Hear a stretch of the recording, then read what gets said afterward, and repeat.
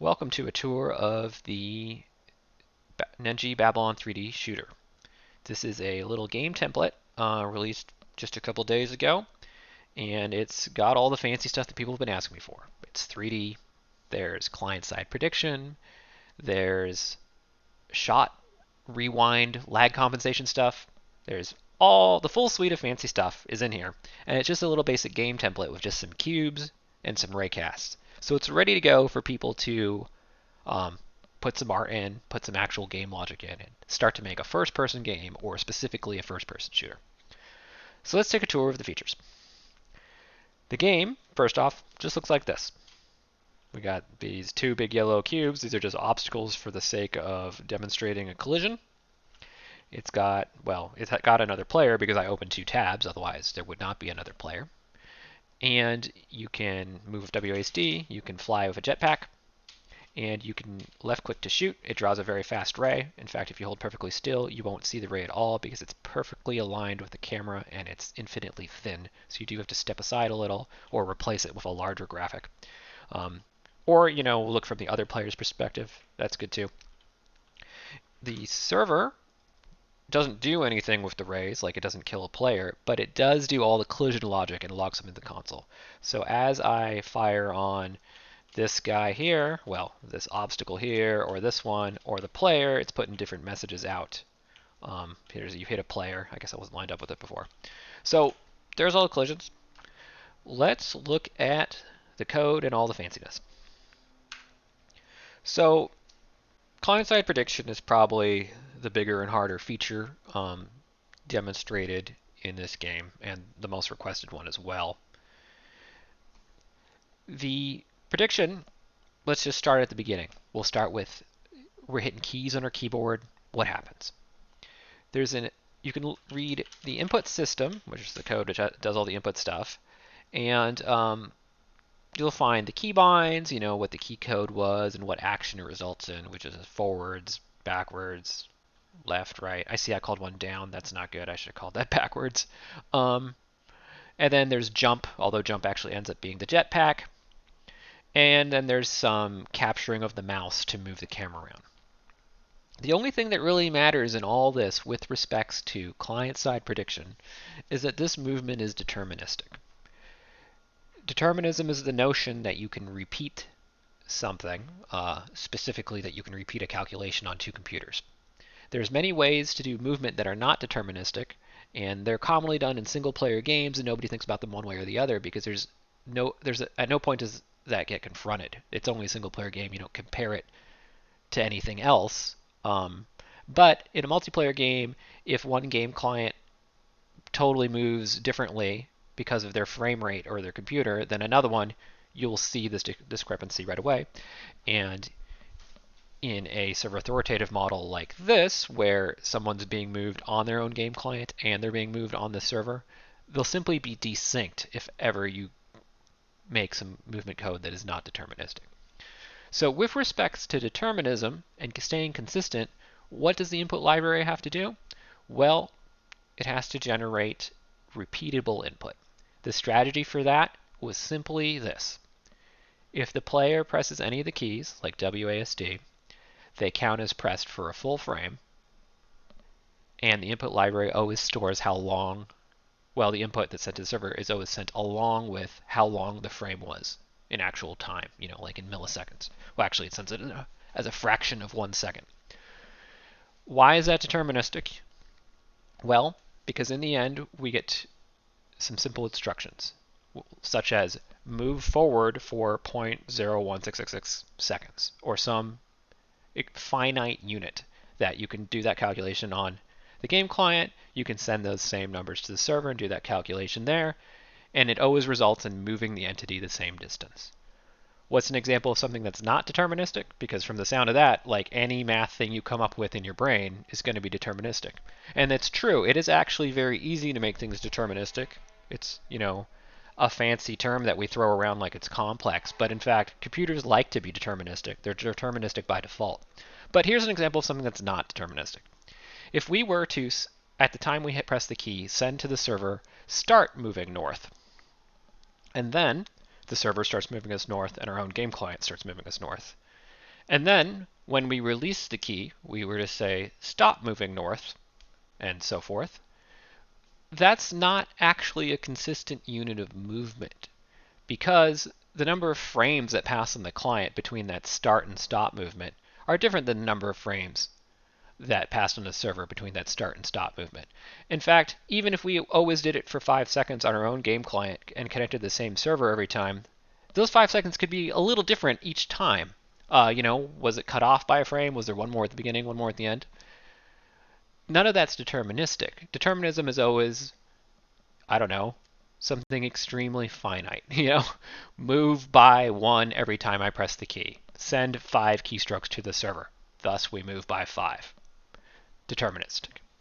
So let's look at the actual movement code, because all it does is capture forward, backwards, left, right, and send it off. Here in the simulator, that's the name of the file, that holds a lot of the game client side of simulating stuff that's happening on the server. We have the area where it creates the actual movement command, sends it to the server, and then applies it locally. It also registers that as a prediction, which I'll discuss in a moment. Looking here over on the server, we can find here's where the server received that move command, and it runs literally the exact same function when it receives it. So locally on our client, we called apply command, and then remotely on the server, we called apply command when we received that. I say remotely, it's not really remotely. It's the server does that when it gets that message. So let's look at apply command. We've got some wonderful math and linear algebra, everybody's favorite. This, I tried to make the simplest first-person shooter style movement I could. It begins by facing us towards the camera so that our character is lined up with the camera. It then does our impulses for forwards, backwards, left, and right. It then rotates that impulse to line up with the camera, or ourselves to be specific, because we're already lined up with the camera. And this translates to that notion of, well, if I'm strafing left, what's left in global space? Well, it's whatever's left of me. It's the left direction after rotating me. And then the final bit of actual committing that movement is using Babylon's move with collisions function. That's a function that takes in a vector, and it moves the object, the mesh, along that vector. However, if it hits anything as it moves along that vector, it uncollides it, meaning you won't clip through something, you won't ghost through an object. You will instead collide with it, and your surface will be touching it instead of being through it. Something to note about Babylon move with collisions. It treats the moving object as an ellipsoid, and it treats the things you collide with as an actual mesh. So in this game, as you move around, you are an ellipsoid. Your collision box, rather, I should say, is an ellipsoid, and the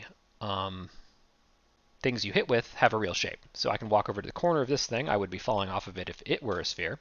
But you can see at certain angles I can twist or turn my character such that I'm dipping into it, and that's because I'm a sphere. I don't think there's anything wrong with that per se.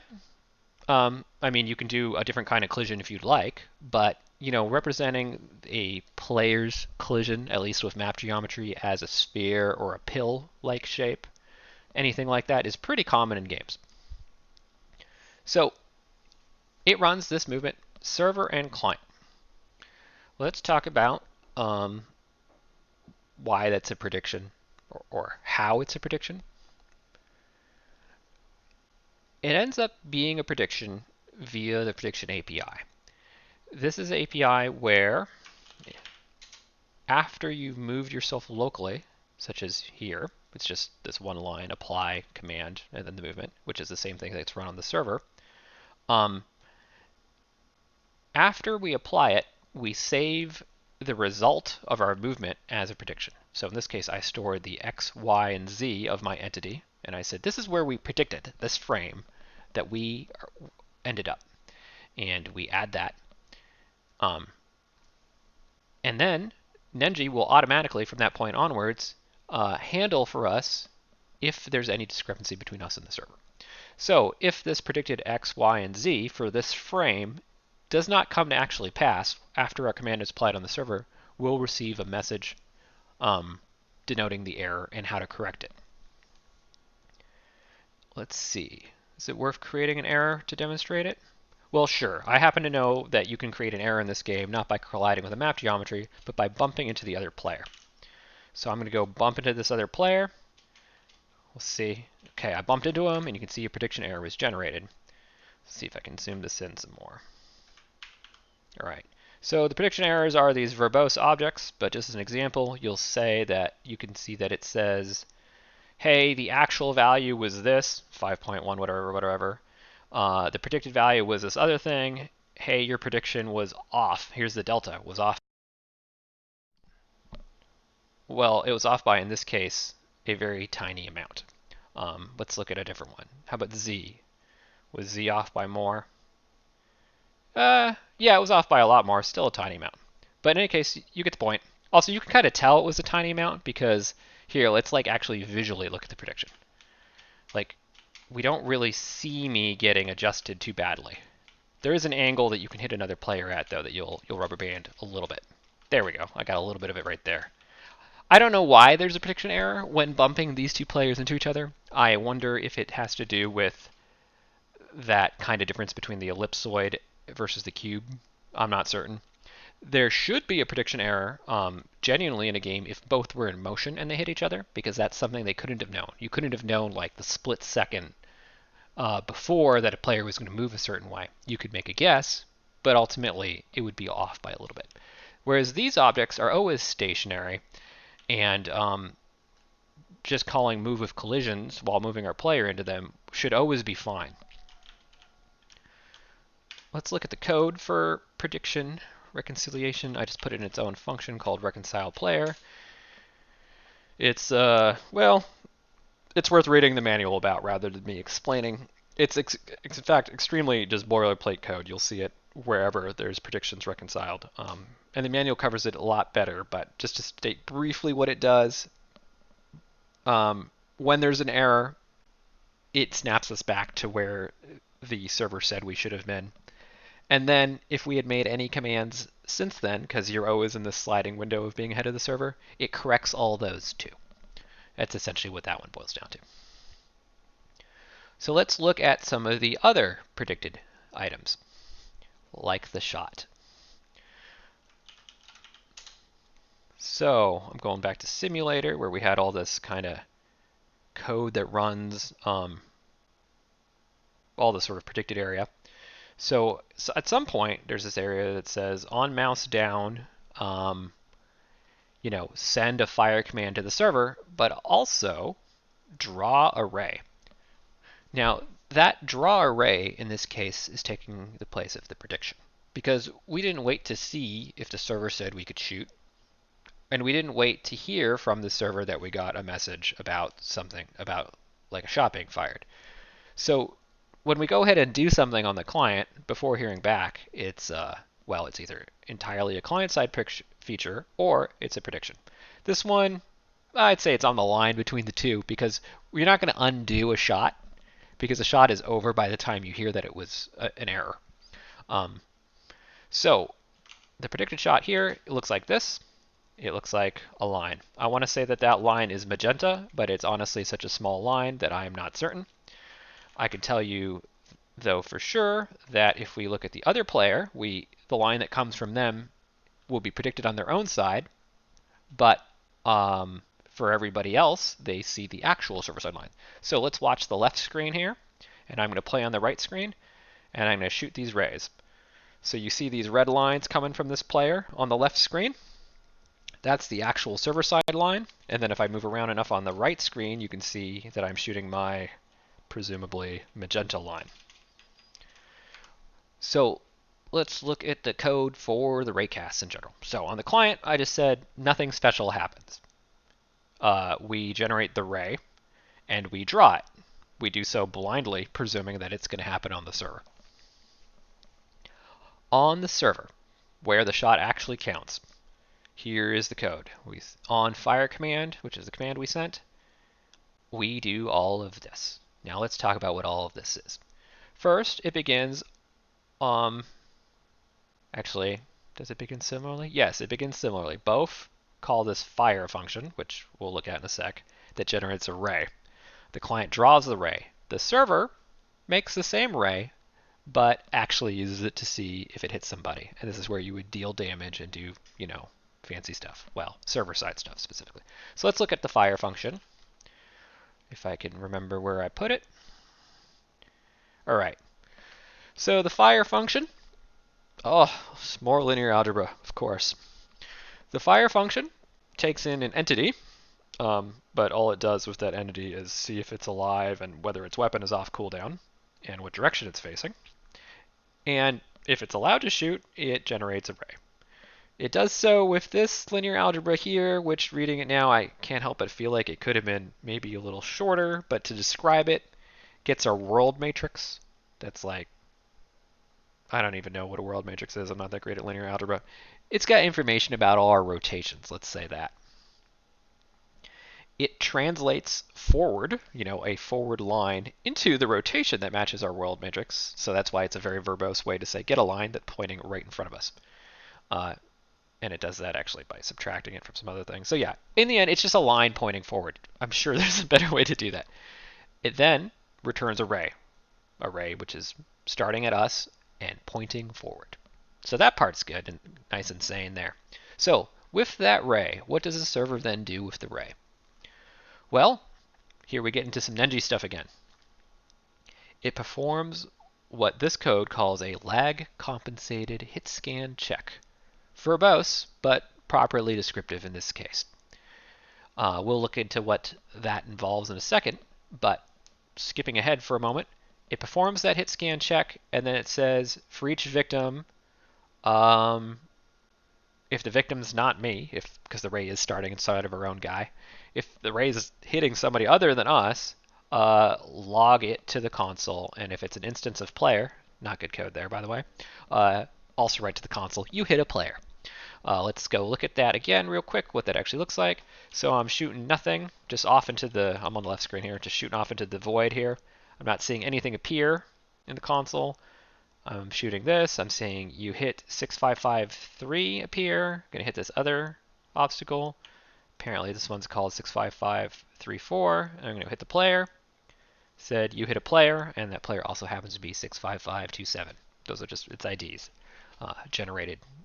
So that's that code running, and this is exactly where you would tie in and be like, oh, well actually, if it's a player, subtract 25 hit points from it, and if its hit points are 0, kill it, and make it respawn somewhere else, or, whatever, game logic.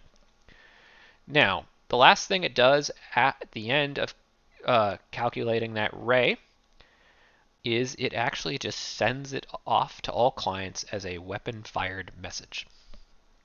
That is a message that when the client receives, let's find it. Where are you, weapon fired? It, lo and behold, draws a line with this draw hit scan. It draws a line that's red. So when it, am I right? Yeah. When it makes its own lines predicted, it draws them magenta. When it hears about a line over the server, it draws them red. It also has this little bit right here where it says, hey, if this shot that came from the server was in fact fired by us, don't render anything. Why? Because when we shoot our own shot, we're already rendering something else. So if you were to comment that out, you could see both the server-side shot and the client-side shot to see if they lined up. I'm not going to do that because one's magenta and one's red, and they're extremely thin, and we would not get much of a visual result from that. But, replace those with like a thick tube instead of a raycast, and that becomes something that might be interesting to look at. So let's look at the little thing we skipped over, because this logic is all, I hope, perfectly sane to everyone. It's fire a line, see if the line goes through anybody, and if it does, log something to console. Let's see what this lag compensated part of that idea is. So lag compensated hit scan check, which is a function I named just for this demo, uses the nengi API to compensate for lag. Specifically how that works is that nengi, as entities move around, stores a history of all their positions. So at the end of every frame, in this case if the server runs at 20 frames per second, at the end of every frame it takes a snapshot of all the entities. It's like, oh, you were at 55, you're saved. As of, frame 67, just making up a number there, you're at that position. It saves the stack, or queue, if you will, of positions. And they're all time-stamped. Not technically time-stamped, it's way fancier than that, but for simplicity's sake, they're all time-stamped. They're time-stamped in such a manner that you can ask the Nengi instance historian, hey, where was everybody 500 milliseconds ago? Or where was everybody 100 milliseconds ago? And it can tell you. And that's exactly what this question right here is, where it says, instance historian, get lag compensated area, time ago, how long ago, like 500 milliseconds, and in what area of the game world. The area is this axis aligned bounding box, which you may notice is 0, 0, and some gigantic numbers here. The reason for that is I have not put in a 3D spatial structure in Nengi to query the positions of entities in the past. There will be one in the future, but for now it just queries the entire instance. That might sound like a lot. It's actually really fast, and it's probably not going to matter for anybody ever. I'll still put in a 3D color for it later. So in any case, what does it give us? It gives us the past positions of entities. What do we do with the past positions of entities, and why does that matter? Well, let's think about lag compensation and lag in general. When you fired on your own game client and shot, aiming at some player, and you fired, that happens instantaneously for you, and so does the prediction, the line you draw right away, instantaneous for you. That takes time, however, to arrive at the server. Let's say the server was 500 milliseconds away, which by most people's internet standards is very far away. If it took 500 milliseconds to reach there, then if at the time the server received that message, it drew a line and it tried to see if anything was in collision with that ray, everything would be in a different position than at the time you had fired it. It'd be 500 milliseconds ahead. In a first-person shooter, if you think about how fast people move, that would essentially mean you would miss every single shot you fired against anybody who was like strafing side to side, because none of them would be like still in your crosshair 500 milliseconds later. You would only be able to hit things that were running perfectly straight towards you or perfectly away from you, because those are still lined up when that ray 500 milliseconds after you fired. So the lag compensation says, it's really a brilliantly simple idea. I mean, I didn't come up with it. It's just, been done again and again and again in games. It says that if we rewind the state to a time that matches up with your latency, let's say 500 milliseconds, then we know what the world looked like at the time that you shot. And it's true. Like, it's not predicting anything or making anything up. It's true that you were seeing a delayed version of the world, and by the time you fire, we can guess what version of the world you'd seen. It's not actually making anything up. It's all past things that have already occurred. So it comes out surprisingly accurate. What do you do with these past positions? Well, for the sake of actually completing the collisions in your game, you take whatever objects are in the lag compensated area, and you save their current position, you move them back to their past position, you then do your ray check. Did the ray go through them at that point in time? And then, after you're done with that check, you reassign them to their current positions. That's why it's called rewinding, because you literally slide them backwards, and then you undo it afterwards. You just rewind them for the sake of doing a collision check right then, and then you put them back forwards, back to where they are. So this function in the end just returns an array of hits. Hits are actually not hits, it's the list of entities that were hit.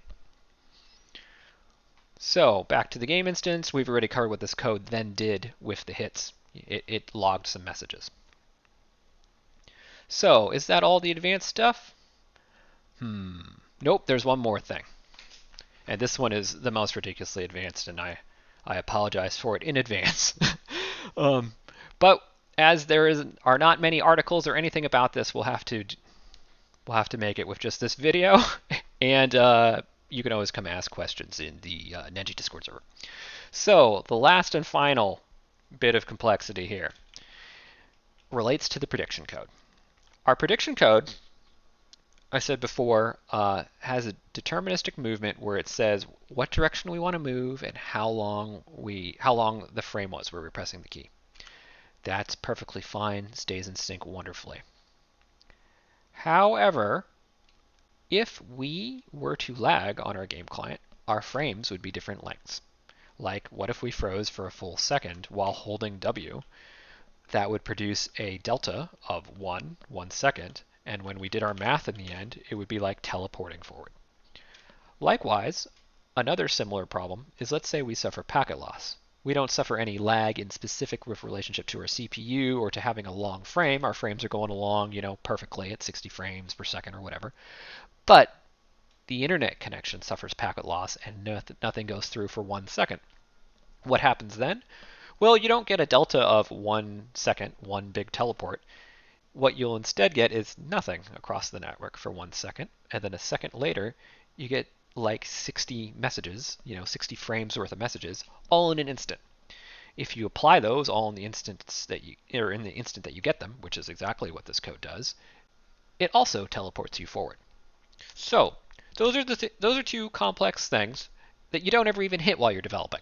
Like, as a developer, you can make something that looks perfectly fine up until you go into production and the woes of the internet assail your game, and also the IO gamers of the internet assail your game with their horrible computers. So, what happens and how do we control for these Chromebooks? Well, I bought a Chromebook just to check for that. Just to check for what would happen if you were to lag. And I gotta say, actually, Chromebooks, pretty awesome. They can run a lot of IO games. But got a lot of valuable data with packet loss software and deliberately throttling the Chromebook.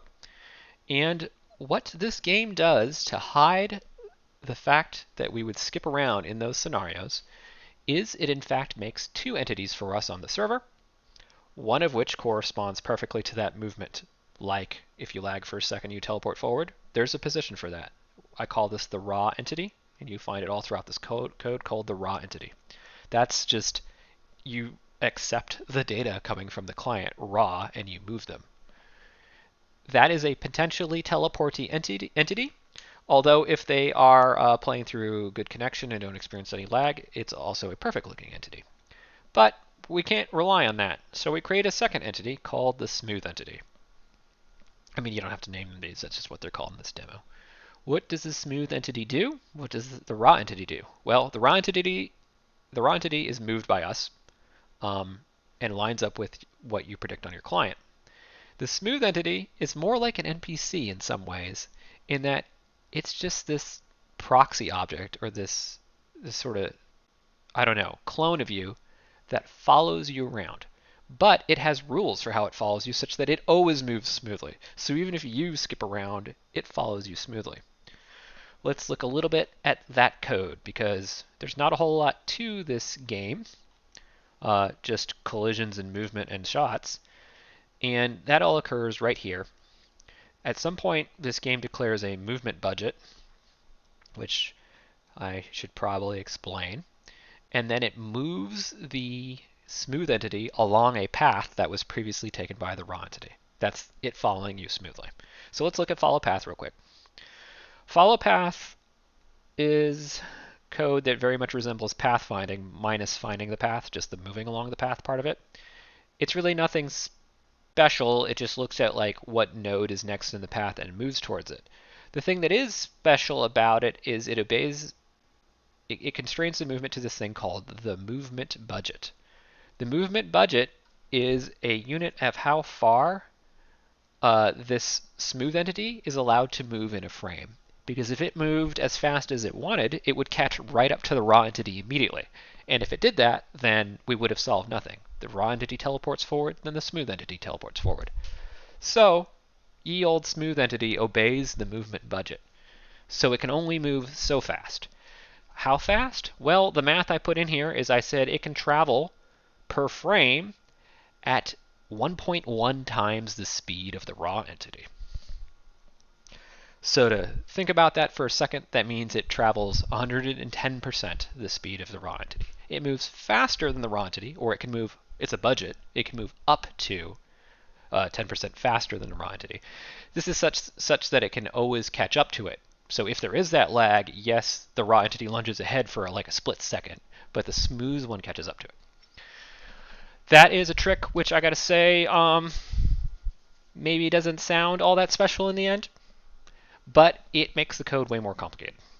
It makes the code way more complicated because now when we're writing our server-side game logic, we got to think about what we actually want to interact with. Should a shot fired be collision checked against the raw entity? Should it be collision checked against the smooth entity? What about picking up an item? Do we say, is the item close enough to the raw entity or is it close enough to the smooth entity? Which one is the valid one for us to make our game decisions with? And the answer is that some of them are subjective, but as a general rule, if you want the experience good for the player controlling that entity, you use the raw entity's position. So when you fire a shot or try and loot a container and you want to know, hey, were they close enough to do that? Check the raw entity. That's the one that they feel like they're playing as. However, when other people fire upon them, you want them to fire onto the smooth entity. That's the one that's controlled to not teleport around. That's the one that looks and feels fair to other players. So when you fire a shot, don't collision check it against the raw entity, collision check it against the smooth entity. And so on and so forth for every feature you could imagine. Depends on who's the one doing it and who they're doing it to. Agency of that player themselves, probably raw related, and agency of another player acting on that player, probably target the smooth entity. And once again, this only appears in lag. I mean, these entities exist always, but they're only in a different position during lag. Without lag, we've seen that the smooth entity moves faster than the raw entity, and thus is always caught up to it. They're always in the exact same spot until there is an actual network problem. So there we have all of the complicated stuff, and none of the simple stuff, unfortunately. But people wanted this released, and they wanted to hear about all the advanced features, and they wanted them all in one place, ready to go to make a first-person shooter, which is someone who's written a bunch of netcode. Let me tell you, that is, I'd say, the pinnacle of network programming. Like, it's easier to make an MMORPG. I mean, I shouldn't say it's easier to make one. The netcode you write for the core features is easier. What's hardest is the stuff that's predicted, like first-person shooters. There's one more topic I'm going to mention with regards to this code, which is that recently there's been a new API added to Nengi to smooth over, well, not smooth over, to reduce the amount of boilerplate you have to write on the client side. There's these factories, and you can spawn players on the client just by following the boilerplate of these factories. And they work in a very simple format. They have create, delete, and watch, and these are called when entities come over the network. You name one per type of entity that you have. So for example, this is the player character factory. This is the obstacle factory. In this game, the obstacles are these yellow guys, and the players are that guy over there. So when those are created on the server, these factory functions get called when the client finally hears about it. In the case of these, there's not a lot to do. Like the obstacle doesn't really do anything. When it gets created, you don't do anything. If you wanted to, you could add it to some collection. You could do collisions against it exclusively, but this game doesn't need that. When it's deleted, it gets rid of its mesh. I guess that one's important. The player does something a little fancier. When it's deleted, also gets rid of its mesh. But when it's created, since I mentioned that there were two entities, the raw entity and the smooth one, it sets up the raw entity to use for the client side collisions, and it hides the smooth entity.